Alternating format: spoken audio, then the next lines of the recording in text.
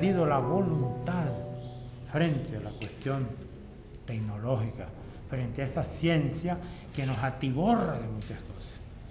Por eso el único antídoto, el único remedio para eso es los estudios humanísticos. Esta es una facultad de humanidades. Y la facultad de humanidades debe robustecerse alrededor de su concepción humanística. Nosotros debemos fortalecer, más allá de los pensum de estudios, las capacidades que pueden salir de unos egresados de estas facultades. Estamos en tiempos en que el conocimiento ¿cómo es que se llama? Se bandea, para decirlo de alguna forma, entre el conocimiento de la tecnología y la aplicación de la tecnología en los conocimientos que tú tienes. Eso yo quiero que sea mi universidad y mi facultad. Vamos a detenernos un momento, vamos a pensar, vamos a revisar lo actuado y vamos a mirar con sentido de futuro. ¿Qué es lo que nosotros queremos como facultad?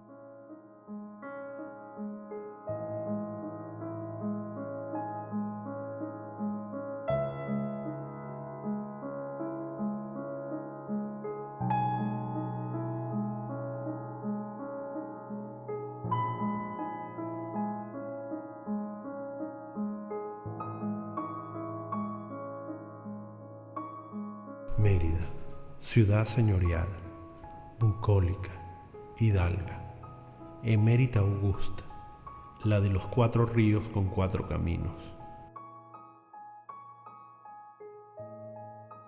Cuna de grandes humanistas como Tulio Febres Cordero, Mariano Picón Salas, Julio César Salas, Caraciolo Parra Pérez.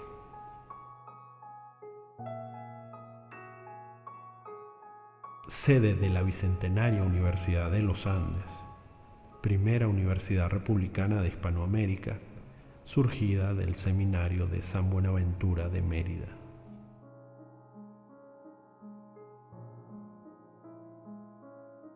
Para los inicios de la década de los 50, en la Universidad de los Andes no existían los estudios humanísticos.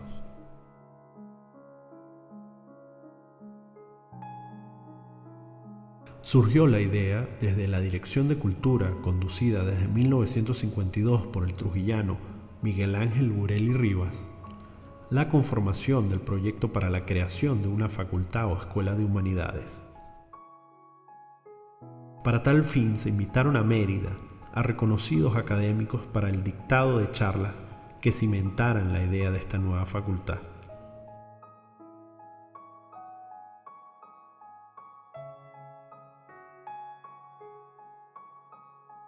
Por aquel entonces visitaron la universidad el merideño Mariano Picón Salas, quien junto al historiador Augusto Mijares habían fundado la Facultad de Filosofía y Letras en la Universidad Central de Venezuela.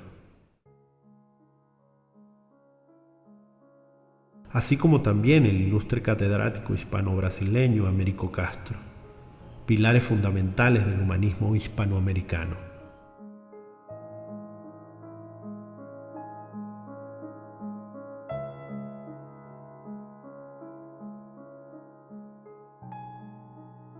Todos los aportes y sugerencias suministradas por tan insignes pensadores se plasmaron en el proyecto de creación que llevó más de un año para articularse. Fue presentado por el Dr. Burelli Rivas al Consejo Académico de la ULA bajo el rectorado del Dr. Joaquín Mármol Luzardo el 17 de junio de 1955. El documento que sustentaba tan importante propuesta de estudios para la universidad contiene la génesis de una propuesta extraordinaria. Así lo expresó el Dr. Burelli Rivas.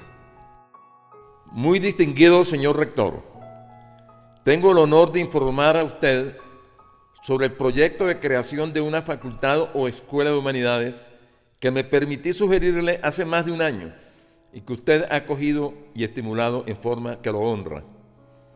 Cuando usted verbalmente me autorizó para que considerase la posibilidad de inaugurar en breve plazo los estudios humanísticos, procedí a invitar a don Américo Castro.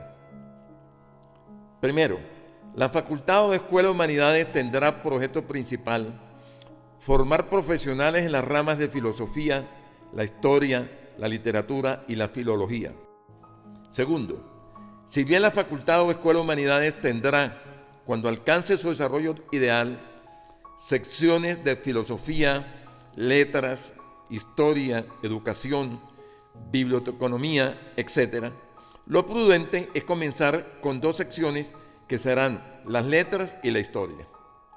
Tercero, corresponde al honorable consejo académico la determinación del carácter que dentro de la universidad habrá de tener los estudios humanísticos. Es decir, si comienza con el nombre de facultad o como escuela adscrita a la Facultad de Derecho. Si por cualquier razón no es posible que las aulas de la Facultad de Derecho alberguen en el comienzo a los estudiantes de humanidades, estos podrían recibir las clases en el local de la Dirección de Cultura, donde hay un aula que, aunque pequeña, podría dar cabida a 20 alumnos. Quiero formular los votos más vehementes porque sea una realidad la creación de los estudios humanísticos que complementarán el prestigio de que goza nuestra universidad. Estoy seguro de que este será el paso más trascendental de los últimos años. Del señor rector, atento servidor y amigo Miguel Ángel Burelli Rivas.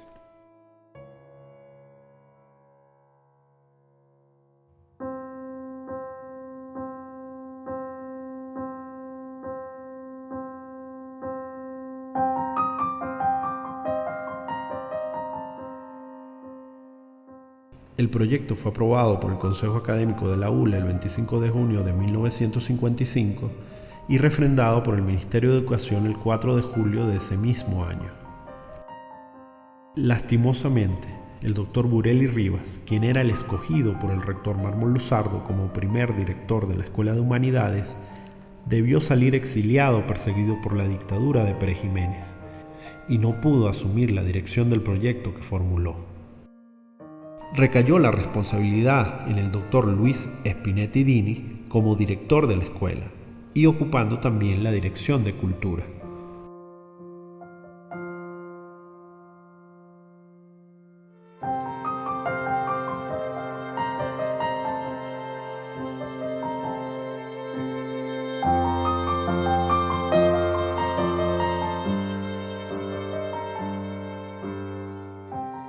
Llegaron a Mérida el decano de la Facultad de Filosofía y Letras de la Universidad Central, el rector de la Universidad del Zulia y otras personalidades del campo humanístico y académico de Venezuela.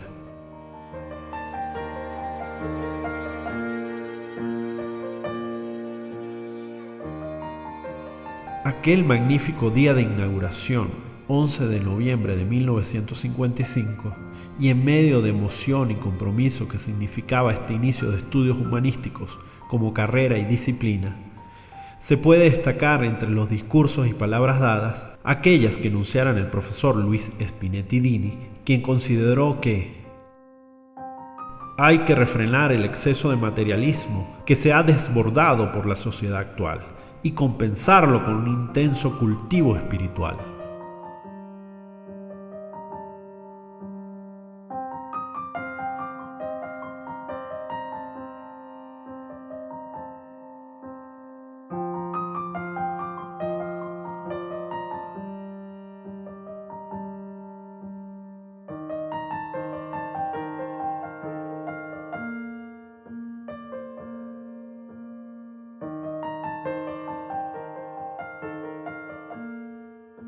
Por su parte, el rector Mármol Luzardo ofreció una elegante cena para celebrar tan extraordinario acto.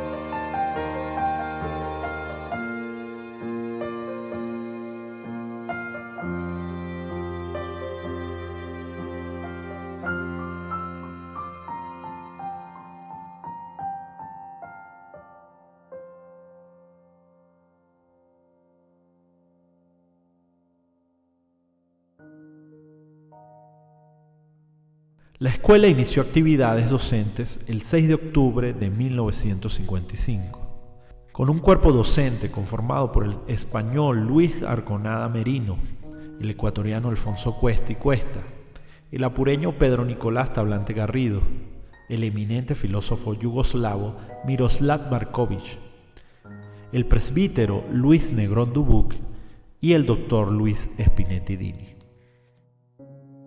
El primer grupo de estudiantes quedó conformado por Carlos Emilio Muñoz Orá, Mario Bossetti Fumagalli, Horacio López Guedes, Antonio Nicolás Briceño Vázquez, Emiro Rojas, José Ventura Reynosa, Luis Alberto Rodríguez Maldonado, Edmundo Briceño Porras, Gladys Valero de Pérez y Ernesto Pérez Batista.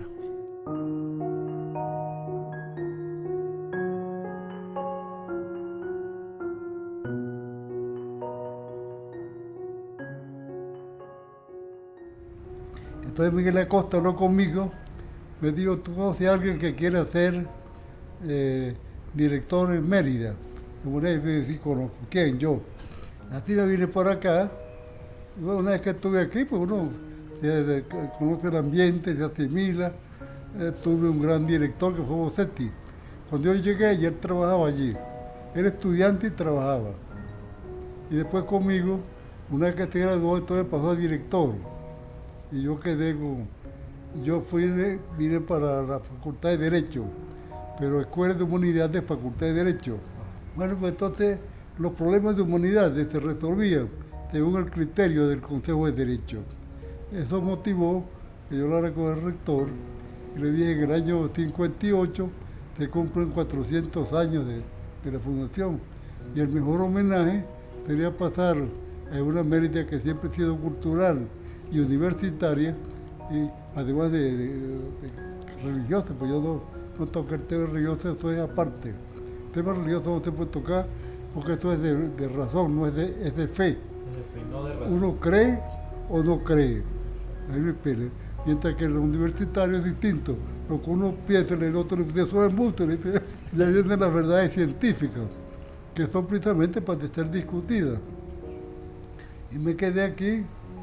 Bueno, ya yo estaba casado en Caracas, vino mi esposa, trabajaba en la Biblioteca Central y después en la Facultad de Humanidades.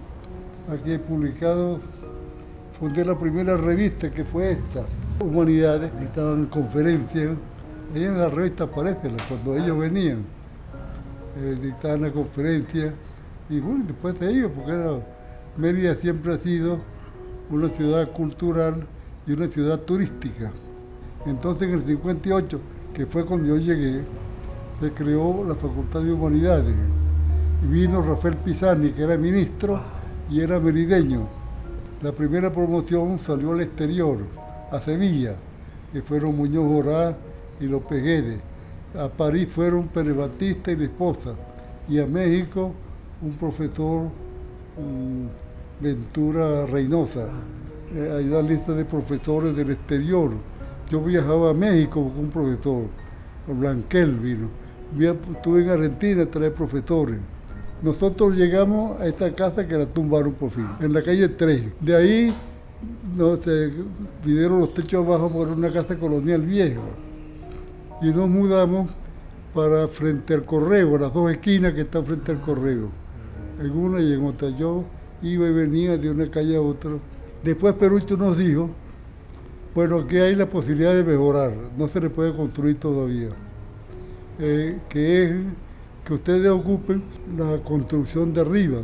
Entonces nos mudamos nosotros en la parte de arriba y economía un poquito en la parte de abajo, pero era la misma construcción Era unos galpones muy cómodos por aireación y eso, pero cuando pasaban los carros subiendo había que bajar la voz porque no...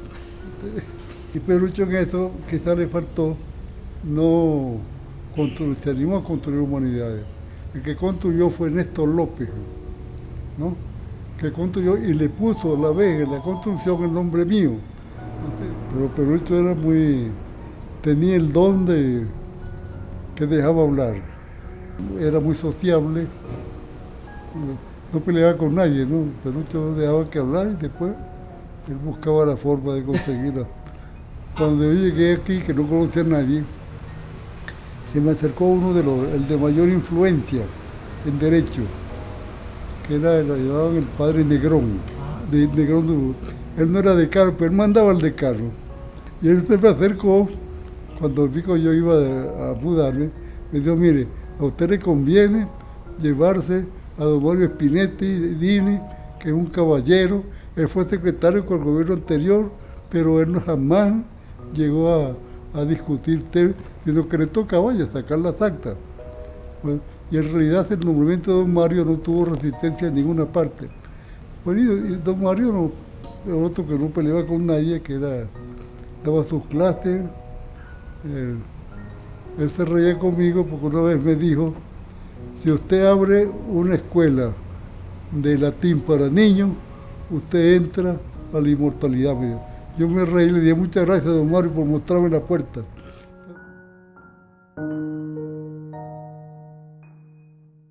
Bueno, yo soy de un pueblo que se llama Ciudad de Nutrias, en el estado de Barinas.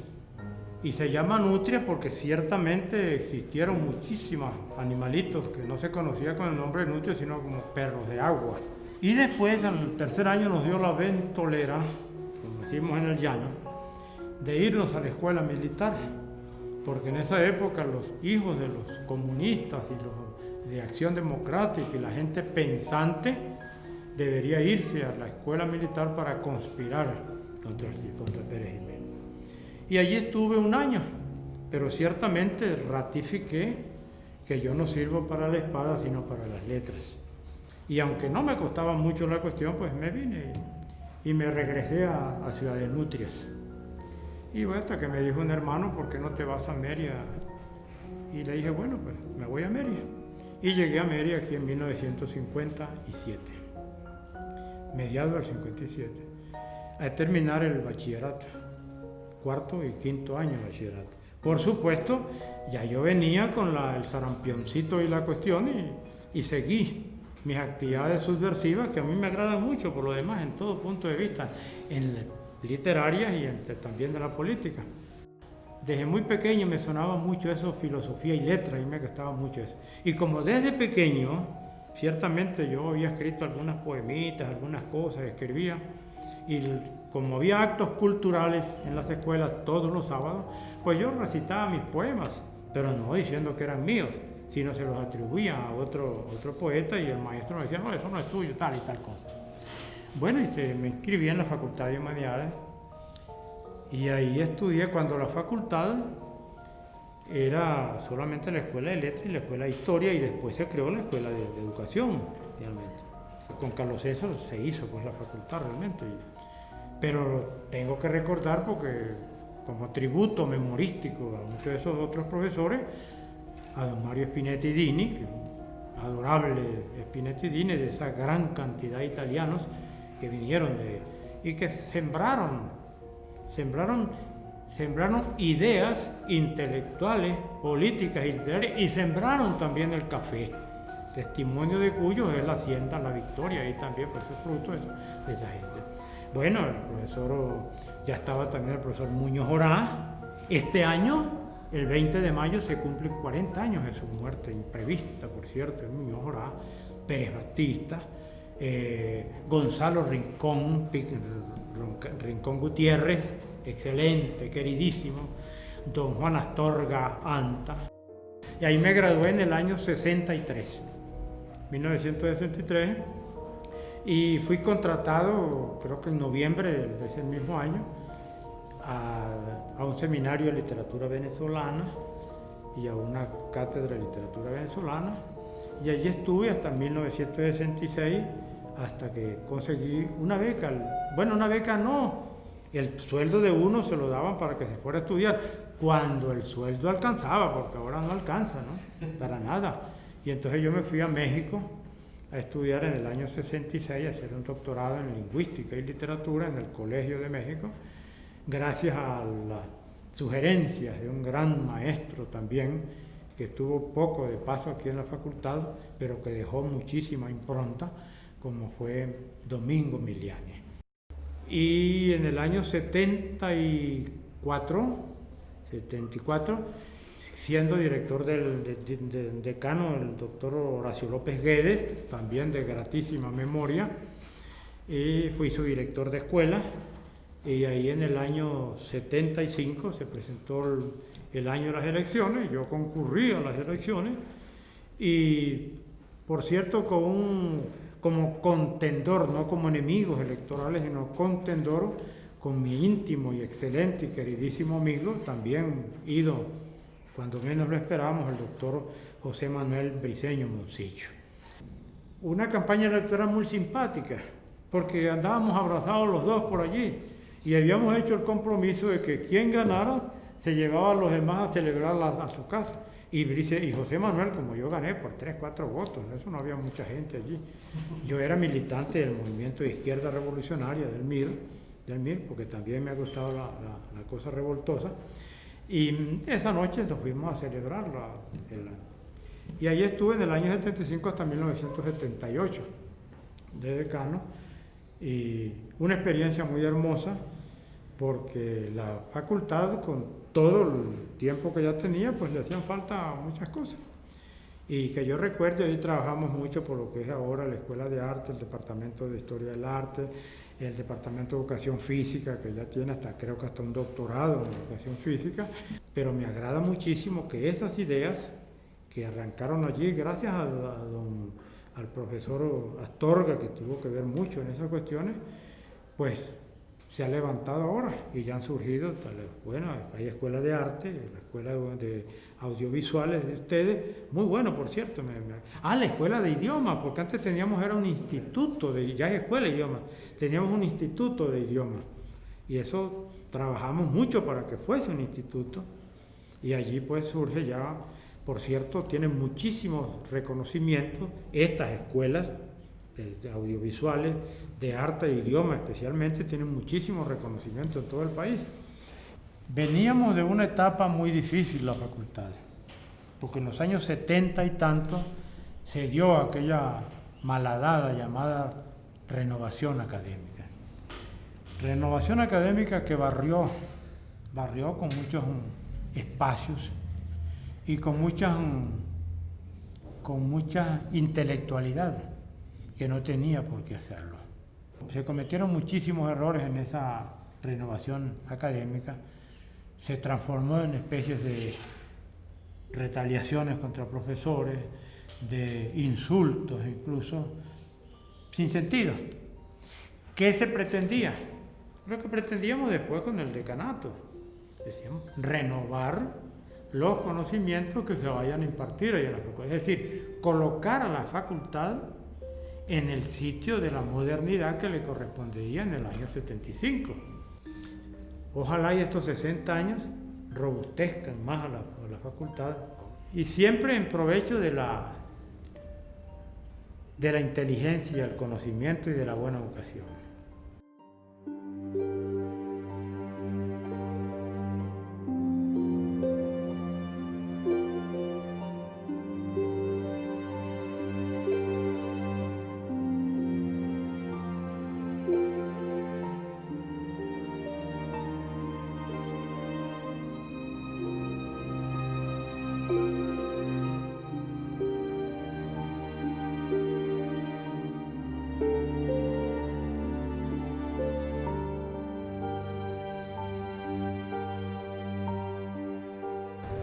Yo nací en Ocumare de la Costa, hace muchos años, en 1937 exactamente.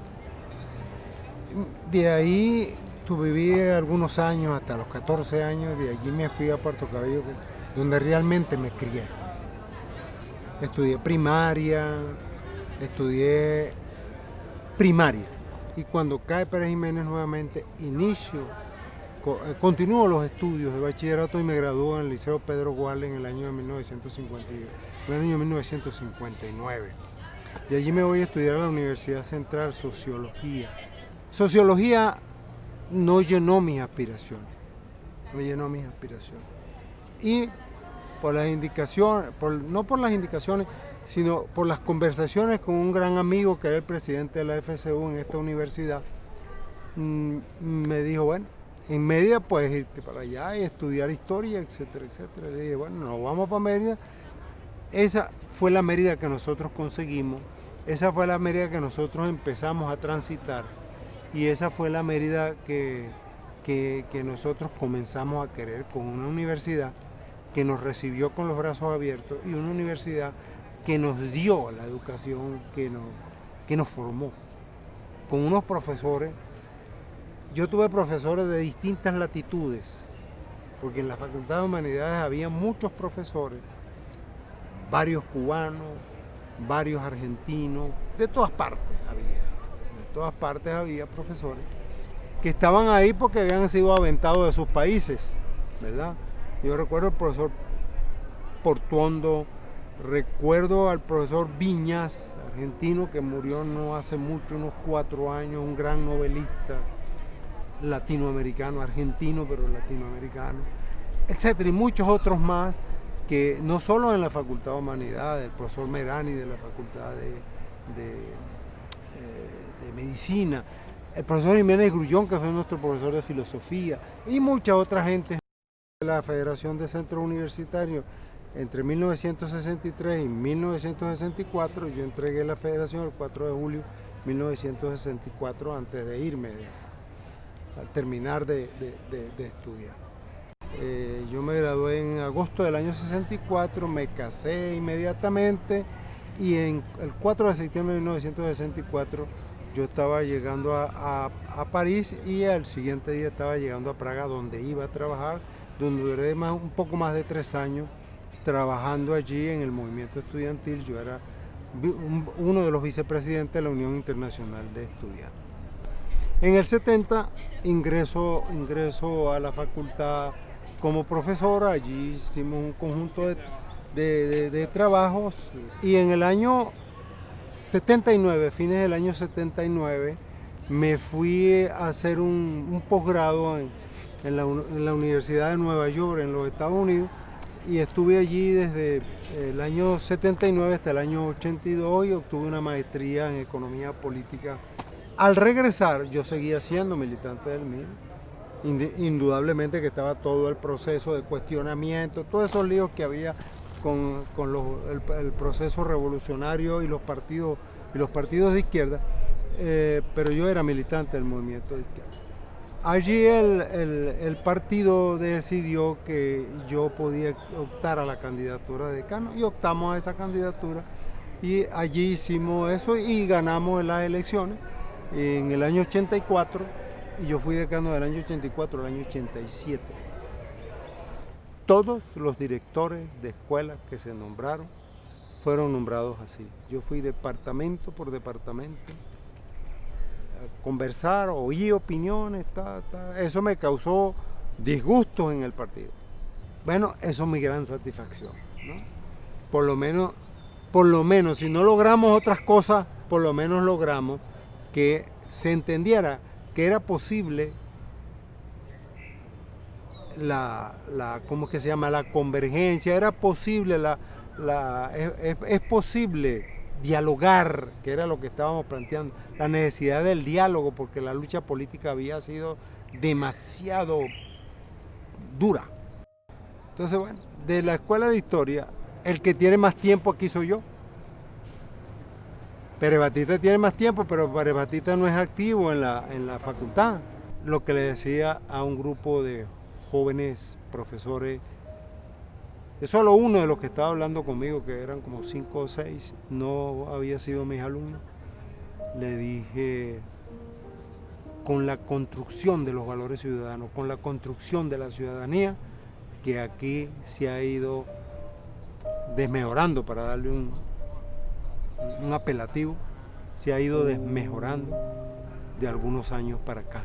Y cada vez no tenemos ciudadanos, no tenemos ciudadanía de ninguna índole. Debemos construir ese ciudadano. Y para eso hay que crear los valores ciudadanos, que engloba todo, moral, ética, todo eso que tú quieras. Todo eso que tú quieras. Democracia, todo eso que tú quieras.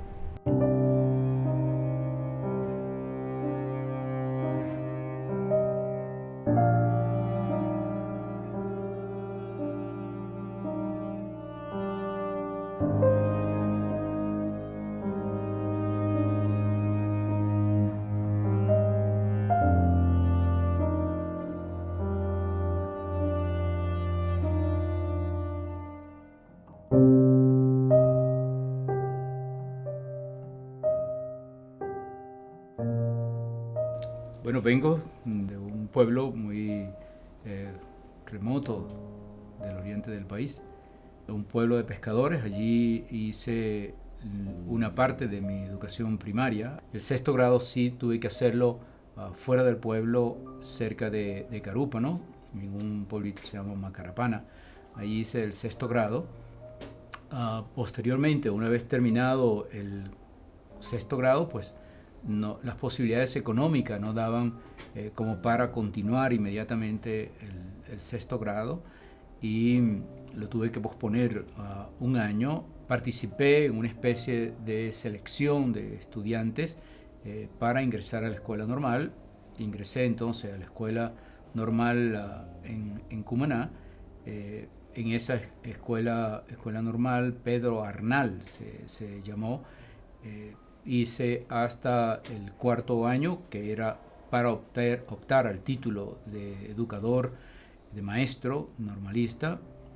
Una vez que concluí los 4 años de estudios, entonces hubo la posibilidad de venir a Mérida a trabajar en una escuela protestante, una escuela evangélica que se estaba iniciando como maestro. Comencé atendiendo alumnos de 2º grado y de 3er grado. Cuando yo inicié mi trabajo de maestro aquí, yo sabía de la escuela de educación, entonces vine a inscribirme a la escuela de educación en el mes de septiembre o de octubre. Las inscripciones se habían retrasado un poco y tuve la oportunidad de inscribirme y de iniciar los estudios en la escuela de educación al mismo tiempo que trabajaba. El horario de la escuela era de 8 de la mañana hasta la 1:30 corrido. Nosotros entonces, yo regresaba a la escuela de educación a las 4 de la tarde y estudiaba más o menos hasta las 10 de la noche aquí. Terminé la escuela, la licenciatura en educación, por allí para los años 67 aproximadamente, 68, y luego participé en un concurso que se abrió en la facultad en el año 69-70 para optar a becas de estudios de posgrado. Y esas becas de estudio de posgrado eran de entrenamiento o de formación de docentes para la universidad. Fui enviado a los Estados Unidos a estudiar. Allí entonces culminé una maestría en el área de educación, y al regresar tenías entonces un ingreso automático, podríamos decir, como docente, ya con una maestría mínimo. Y yo estaba ya en el ejercicio del decanato cuando trasladamos la facultad de la vieja sede con un solo edificio construido, manteniendo algunas actividades allá, la biblioteca incluso, y otras actividades docentes, hasta que se completó el edificio B, que es el edificio de docencia.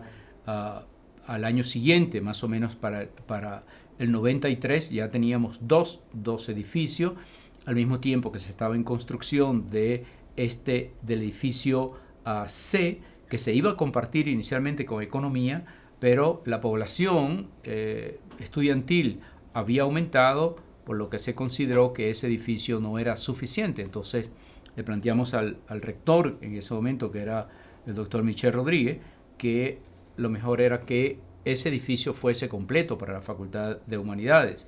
Y una vez que culminó, lo que pudimos hacer fue trasladar la biblioteca, que provisionalmente debía funcionar allí y no de manera permanente. La biblioteca permanente debía funcionar en estas edificaciones que debían construirse en estas terrazas que están aquí. Veníamos ciertamente de una lucha para lograr las edificaciones de la facultad, que se había comenzado a trabajar eso en el año 88, 87, incluso con algunas marchas concentraciones dentro de la facultad para solicitar las edificaciones para la Facultad de Humanidades. El Congreso de la República asignó recursos directamente para ese proyecto en el presupuesto general de la Nación. Fue ayudado por el ex rector Mendoza Angulo, que era en ese momento diputado ante el Senado, creo que era él, era senador. Tres escuelas, la escuela de historia, que era la más antigua, la escuela de letras y la escuela de educación. Pero paralelamente se venía desarrollando alrededor de la escuela de letras una actividad del departamento de idiomas que estaba realmente robustecida como para crear realmente una escuela a partir del departamento de idiomas. En el año 93 aproximadamente, Alberto Arbelo y Javier Álvarez comenzaron a motorizar esa idea y dado que Alberto Arbelo tenía pues una buena amistad con el maestro Abreu, que era el director del CONAC en ese momento, yo todavía estábamos en la vieja sede. Un día yo estaba en el decanato y recibo una llamada de Alberto Arbelo. Y Alberto Arbelo me dice, decano o Aníbal, estoy aquí reunido con el maestro Antonio Abreu. Y estamos conversando sobre la idea del desarrollo de la escuela de cine para la Universidad de los Andes, y que ella debe estar adscrita o debe parirse a partir de la Facultad de Humanidades por la connotación humanística que esa carrera debe tener. Le dije, encárgate de asegurar entonces un convenio con el doctor Abreu, de tal manera que nosotros, con base en eso, podamos anclar todas nuestras actividades.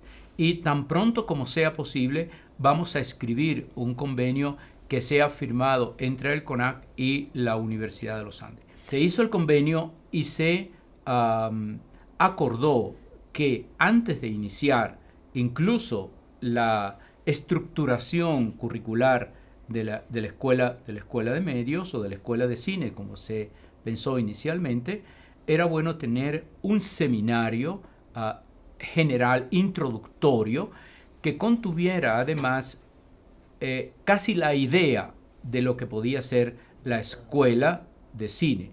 La historia del departamento de cine es, creo, el piso, el sustrato, el sustento del desarrollo de la escuela de cine.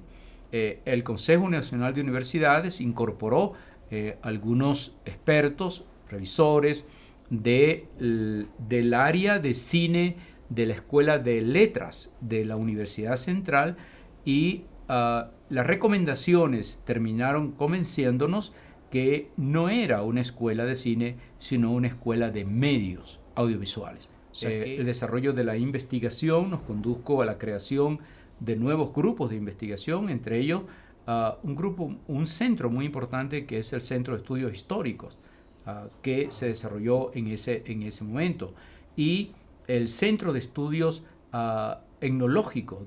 Logramos tener como 21 grupos, centros de investigación, la consolidación del Instituto de Investigaciones Literarias, que también requería de cierto cariño, pues, y una nueva sede. O sea, el Instituto de Investigaciones Literarias pasó a tener una nueva sede allá en la Hollada de Milla, y el Centro de Estudios Históricos también una sede.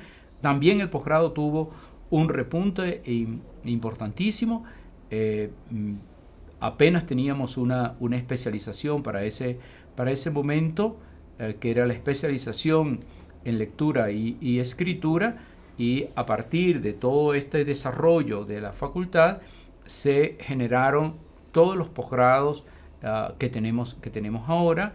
Se desarrolló el doctorado también en lingüística, el doctorado en educación, y casi todas las áreas, a excepción de historia, fue tardío también, su posgrado de historia. Sin embargo, se desarrolló la maestría en etnohistoria junto con el Centro de Investigaciones de Etnología. Todavía falta mucho, incluso nosotros creímos que estábamos a punto cuando se desarrolló el posgrado de filosofía, que se iniciara la escuela de filosofía. La idea es que toda disciplina científica y toda forma de vida tiene siempre una frontera con la filosofía. De modo que hay acceso a la filosofía desde la disciplina cualquiera que sea que alguien cultive. No me he jubilado, yo sigo igual, me gusta, no tengo deseos de jubilarme. Yo soy el profesor más antiguo de la Universidad de los Andes. Había uno que era más antiguo que yo, pero murió hace 3, 4 años, profesor de Derecho. Y actualmente tengo un nuevo grupo de estudiantes que quieren aprender griego antiguo. Ya yo les puse que aprendieran la morfología de memoria completamente, mecánicamente, al caletre. Y después comenzamos entonces la lectura. La filosofía en nuestra universidad tiene una tradición compleja que devino en el departamento de filosofía, en la maestría en filosofía, el doctorado de filosofía que abrió su 6ª corte hace apenas 5 días. Con ello, más de 100 estudiantes en un doctorado de filosofía. Eso es indicador de la relevancia, del impacto que tiene en nuestra tradición cultural el campo fundamental y esencial de las humanidades, que es la filosofía. Esa tradición compleja ha convertido a nuestra universidad una universidad humanística, a nuestra ciudad una ciudad humanística y cultural, la capital de la cultura del país. Burelli, como director de cultura, abre el proyecto de la Escuela de Humanidades, que es esencial para toda universidad. El proyecto de la Facultad Escuela entonces de Humanidades sale de la Dirección de Cultura. Es seguramente el espacio esencial que vincula el quehacer de la filosofía con lo social, que son las dimensiones de las artes.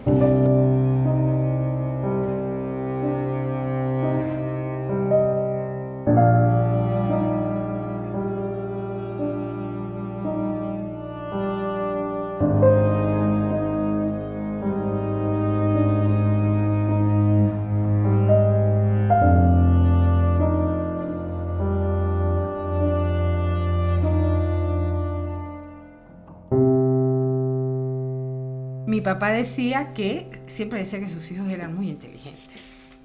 Y bueno, pues todos los padres decimos eso más o menos, ¿no? Y que la gente inteligente estudiaba medicina o ingeniería. Porque eran las carreras del futuro y bueno, probablemente lo veía con una proyección tal vez, no sé si económica, porque se veían más seguras las personas que estudiaban esas carreras. Entonces, pues de hecho mis hermanos o son médicos o son ingenieros. Y yo empecé estudiando ingeniería. Decidí cambiarme a la Facultad de Humanidades porque yo iba a estudiar letras.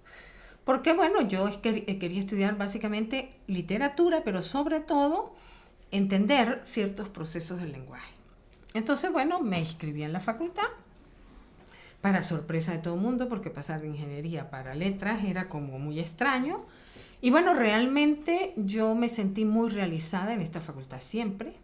Las materias me gustaban muchísimo, los trabajos, digamos, escribir, discutir. Tuve muy buenos profesores realmente. De literatura tuve a Lubio Cardoso, tuve a Delis León, tuve a Juan Pintó, pues en lingüística tuve a Teresa Espar, a Márquez Carrero, tuve a la doctora Tile, a la profesora Paglialunga en latín, el profesor Vilanova, bueno, algunos de ellos ya se han ido, pero bueno, digamos Simón Noriega, Hugo López. Pero cuando yo entré en fonética, pues tuve como profesor a Enrique Obediente. Me impactaron muchísimo sus clases y creo que marcó en mí una impronta bien sólida. De hecho, fui preparadora de esa materia Y luego, pues ese fue mi desarrollo en esa área, el estudio del sonido, bueno, ya también en las áreas modernas que indicaban. Y bueno, pues después un tiempo de trabajo y luego venía la historia del doctorado. Y bueno, hay que hacer doctorado, ¿y dónde vamos a hacer doctorado? Y bueno, yo pues tuve el privilegio en esa época de poder salir a hacer mi doctorado. Entonces yo me fui y quería especializarme un poco más, trabajar un poco el área de prosodia, que es un poco la melodía de la voz. Y yo dije, el sitio ideal es la Universidad de Provence, en el sur de Francia. Entonces, bueno, escribí, te piden un proyecto, etcétera, todas estas cosas, y me fui allá a hacer mi doctorado. Yo nunca participé en grupos políticos de ningún tipo. Tenía mis posiciones políticas, pero nunca pertenecí a nada de eso. El camino por el que yo fui conocida fue por el camino académico, por las cosas que hacía, las publicaciones. Había pertenecido al CDCH, a algunas de las comisiones del CSH, y era como el mes de enero. Y me consigo a Oscar Aguilera. Entonces yo vengo entrando a la facultad y entonces él me dice, Elsa, tú eres la candidata. Tuve una conversación, mi papá, que pues también universitario, que sí tuvo muchas cuestiones gerenciales en diferentes lugares de la universidad. Tuvo una conversación conmigo y me dijo, mire hija, todo el mundo quiere ser decano, todo el mundo quiere ser autoridad. A usted se lo están ofreciendo, a lo mejor no gana, pero debes una respuesta a esa gente que cree en ti, que piensa que lo puedes hacer, y si piensa que lo puedes hacer, probablemente están viendo unas cualidades que tal vez tú no veas desde el lado de la academia. Entonces no puedes cerrarle las puertas porque te lo están pidiendo, y ese también es un deber universitario, darle respuesta a la gente que te exige algo. Si alguien me pregunta qué fue lo más importante de esa gestión, yo diría la organización de muchísimas cosas de la facultad y, bueno, la creación y formación de otras. El reactivar el programa de profesionalización docente, que la gente solicitaba, llegaban constantemente cartas solicitando el programa de profesionalización docente, sobre todo para los estudiantes de letras e historia, incluso de idiomas modernos. La mención en educación básica integral, y se empezó a hacer un trabajo con los muchachos, con el grupo de la comunidad de sordos de Mérida.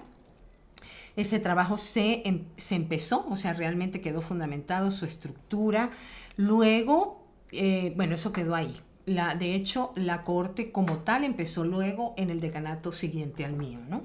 En la Escuela de Idiomas Modernos, bueno, se abrió la maestría de enseñanza y aprendizaje de las lenguas extranjeras.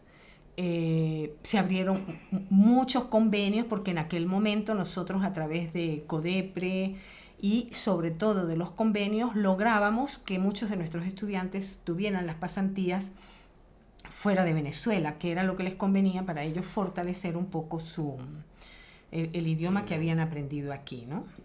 Se presentó el proyecto, se aprobó la maestría en historia de Venezuela y empezó la primera cohorte también, o sea que fueron logros importantes. La decisión más dura y más fuerte fue que el departamento de cine pasara a la Escuela de Medios Audiovisuales, que era lo lógico. O sea, viéndolo ahorita en la distancia, pues eso era lo que tenía que pasar. La Escuela de Medios Audiovisuales tenía ni siquiera profesores contratados, personal invitado que venía, que tenía su gran ventaja, pero no le lograba dar a la gente un sentido de pertenencia porque todos estaban regados en todos lados. Bueno, se les dio sede, se organizaron las estructuras, se construyó una escuela, se hicieron departamentos, fue cuando se hizo había el departamento de producción y el de realización. Luego vino el departamento de cine y ya la Escuela de Medios empezó a ser parte de nuestra facultad. Eso costó mucho porque pues la gente resistían por el cambio, pero luego estoy segura que todo el mundo considera que eso estuvo bien hecho. Ahí salió la primera cohorte, luego salió que hubo que rehacer a cada uno de los estudiantes el pensum de cada uno. Vamos a ver qué has visto, porque tienes que ver esto para luego poder realmente estructurar el pensum de la carrera.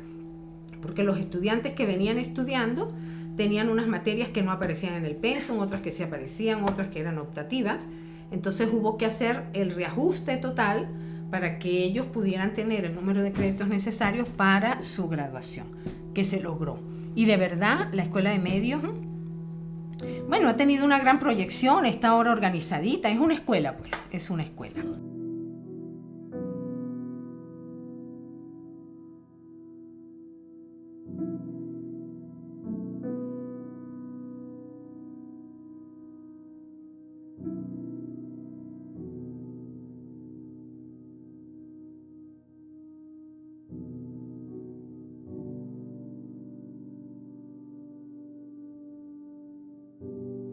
Donde yo me formé como joven, fue un pueblo del piedemonte balinés, Balinitas, del estado de Barinas, en donde las preocupaciones, los intereses temáticos, yo incluso diría que vitales, de la juventud entonces giraban fundamentalmente en torno a dos temas, la literatura y la política.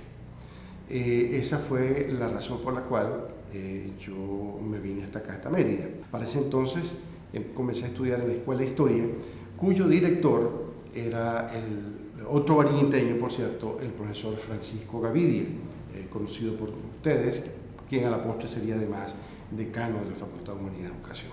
Agrego que en términos generales fue una buena época, una época grata, porque no solo vinimos a estudiar, vinimos a graduarnos como adultos, a enamorarnos de la vida, de la política, participamos en distintos movimientos de tipo artístico, repito, de tipo político, contestatario.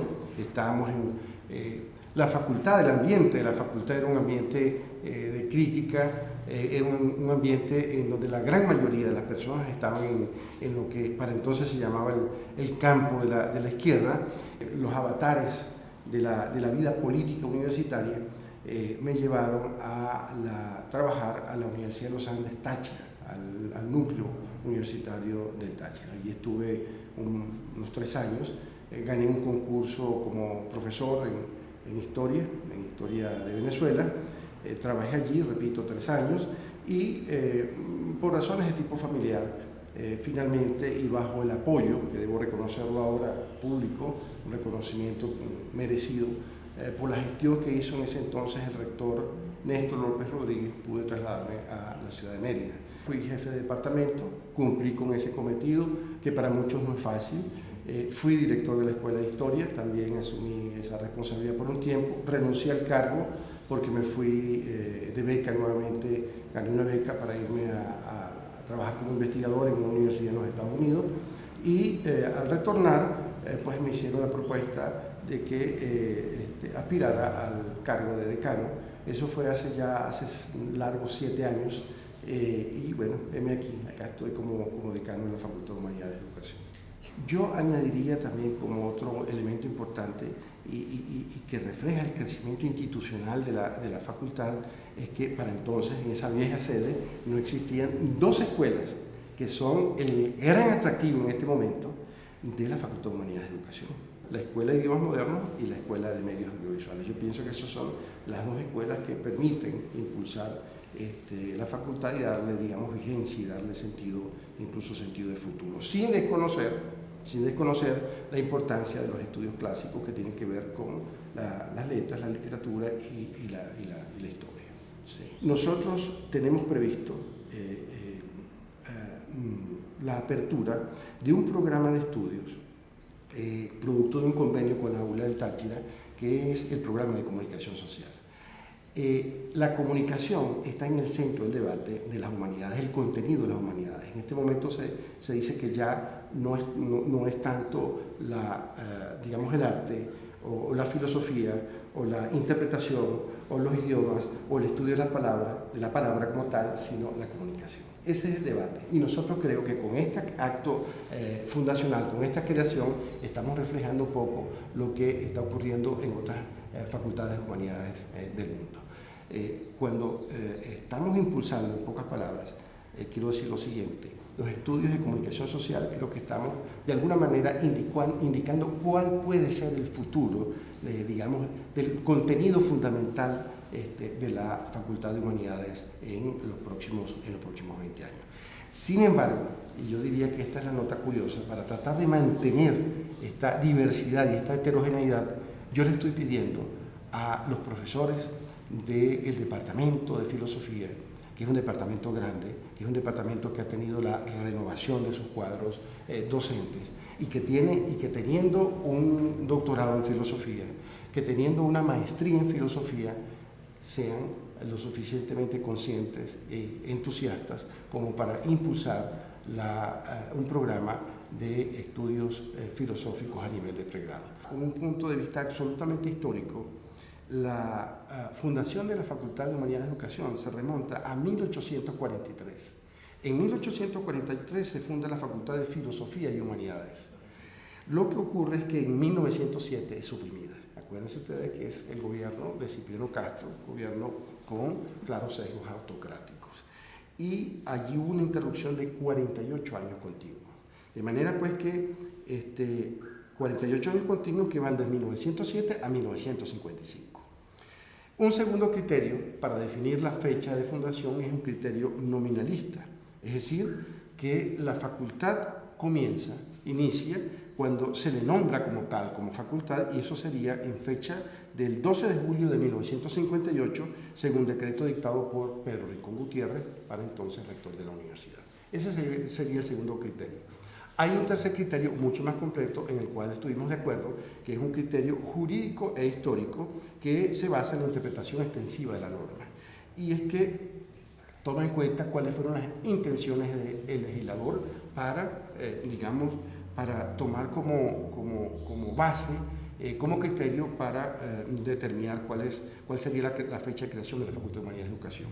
Y ese criterio sostiene que fue el 25 de junio de 1955, cuando el Consejo Académico de la Universidad de los Andes crea la Escuela de Humanidades, ¿verdad?, conformada por las secciones de Historia y de Letras. Esas fueron las dos, secciones iniciales de nuestros estudios. Por cierto, y ese es el otro dato interesante, es justo destacar que la Escuela de Humanidades se transforma en facultad y no hubo modificación alguna de sus planes de estudio, lo cual indica a su vez que nació como escuela siendo facultad. Nosotros deberíamos estar celebrando para el 25 de junio de este año los 60 años de la Facultad de Humanidades de Educación. Ahora, esas celebraciones no las demanda la historia. La historia como tal, la historiografía, no exige ser celebrada. El pasado no exige celebraciones. Esas son decisiones del tiempo presente y generalmente son decisiones de tipo político-institucional. Pero yo creo que son necesarias, vuelvo a repetir, porque nos permite hacer eso. Vamos a detenernos un momento, vamos a pensar, vamos a revisar lo actuado y vamos a mirar con sentido de futuro, qué es lo que nosotros queremos como facultad. En este momento, yo diría que lo más importante es mantener la facultad en sana paz, en sana convivencia, y dos, mantener abierta la facultad, mantener de pie la facultad. Creo que ese debería ser, el propósito central, no solo de la Facultad de Humanidades, yo creo que debe ser el propósito central de todos nosotros los universitarios.